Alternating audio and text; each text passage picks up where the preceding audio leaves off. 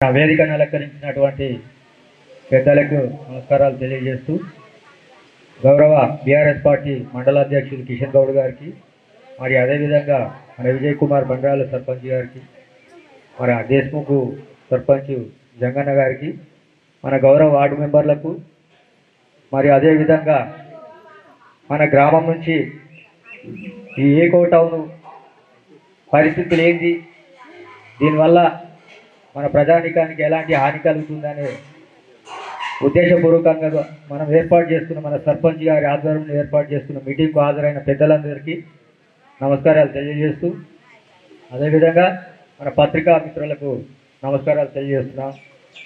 నా వంతు కూడా మన ఊరి గ్రామంలో మన బండ్రాల కానీ చిన్నరాలు కానీ గోలేడు కానీ పిలాపల్లి కానీ దేశ్ముఖ్ కానీ జగత్పల్లి కానీ వివిధ గ్రామాల చుట్టుపక్కల 10 కిలోమీటర్ల భాగంగా ఇటు ఏకో టౌన్ అంటే వాస్తవానికి ఏదో మన యువతకు, నిరుద్యోగ యువతకు, యువకులకు, మహిళలకు అందరికీ జీవనోపాధి కలుపుతుందని చెప్పేసి మనం అనుకున్నాం. వారు వాస్తవానికి నా ఉద్దేశపూర్వకంగా నేను అనుకున్నా, కానీ అది ఈకో అనేది పోయి ఆ డంపింగ్ యాడి ఇక్కడ తెలంగాణలో మొత్తం హైదరాబాద్లో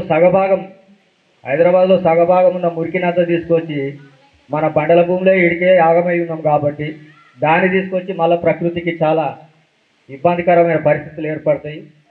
అందరు చెప్పినట్టుగానే అనారోగ్యాల పాలు ముఖ్యం. ఆరోగ్యం మంచిగా ఉంటేనే మనం అందరం బాగుపడతాం.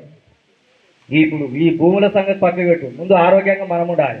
మనం ఆరోగ్యంగా మనం ఉంటేనే మన పిల్లలు బాగుపడతారు, మనం ఆరోగ్యంగా ఉంటాం. మన పిల్లలు భవిష్యత్ తరాలకు మంచి ఆలోచనలు ముందుకు వస్తుంటాయి.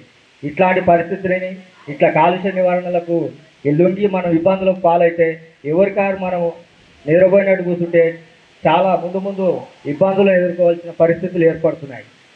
వాస్తవానికి ఇప్పుడు తెలంగాణలో మరి ఈశాన్య గ్రామం మన చుట్టుపక్కల 10 ఊళ్ళే ఉన్నాయని నాకేం అర్థమైతలేదు. అయ్యో నిన్న మొన్న 15 ఏళ్ళు వస్తుంది ఈ మైనింగ్ వల్ల దుమ్ము ధూళి వల్ల ఇబ్బందులు అవుతున్నాయి, కొంత ఉపశమనం జరిగింది, సరే మంచి జరిగింది. అరే ఇంకో మనకోటి భద్రాచలం తోవొస్తుంది, ఇక్కడ ఉన్న మన నిరుద్యోగ యువతకు ఉపాధి, ఏమైనా కంపెనీలు పడితే మనోళ్ళందరికీ మంచి లాభదాయకం, ఎక్కడెక్కడో వలసలు పోతున్నారు కదా, మనోళ్ళకు మంచి బతుకు తెరువు తిరుగుతుంది అనుకున్నాం. కానీ ఇట్లాంటి దుర్భర పరిస్థితి వస్తుందని చెప్పేసి ఇది ఊహించని పరిస్థితి.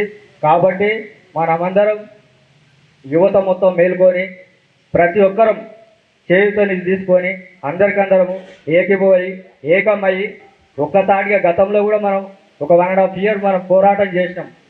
ఏది మన భూములు పోతున్నాయి, మాకు పైసలు కావాలని చెప్పి ఇస్తాన్నారు.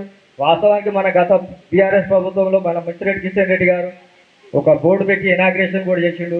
సరే మంచిది, ఒక సర్టిఫికేట్ ఒక 500 గజాలు ఇస్తాం బాబు, డబ్బులు అంటే లేవని చెప్పేసి అనుకోవచ్చు. దానికి మనం అందరం సంతోషపడ్డాం.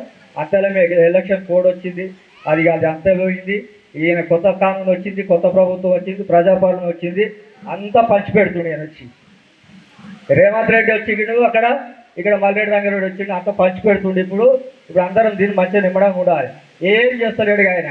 వద్దురా బాబు ఎక్కడ పనులు ఒకరి నిమ్మడంగా ఫ్రీ బస్ పెట్టినా, ఫ్రీ బియ్యం పెట్టినా, ఫ్రీ కరెంట్ పెట్టినా, ఇక పిల్లల భవిష్యత్తు ఎక్కడైనా పోని, బస్సు తీరాన్ని ఎక్కడైనా పోని, ఏమైనా సాగురి, ఏమైనా అంటే బస్ ఫ్రీ, బియ్యం ఫ్రీ, కరెంట్ ఫ్రీ, ఇంకేం కావాలి మానవుకి?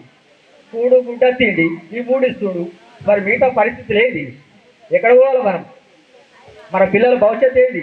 చదువుకున్న పిల్లలకి అన్ని ప్రైవేట్ కార్పొరేషన్లు స్కూల్ వాళ్ళ ఫీజులు ఎక్కడికి రావాలి.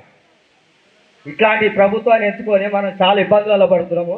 దయచేసి ఈ ఏకో కంపెనీ ఏ తోకల కంపెనీనో కానీ ఈ కంపెనీ మాత్రం ఖండించి మనం నిష్ఠతోటి కఠినంగా ఈ యొక్క డంపింగ్ యార్డుని వ్యతిరేకిస్తేనే కానీ మనకు మంచి ఉపశమనం ఉండదని చెప్పేసి ఈ సభాముఖంగా నాకు ఇచ్చిన అవకాశాన్ని వినియోగించుకుంటూ ముగిస్తున్నాను.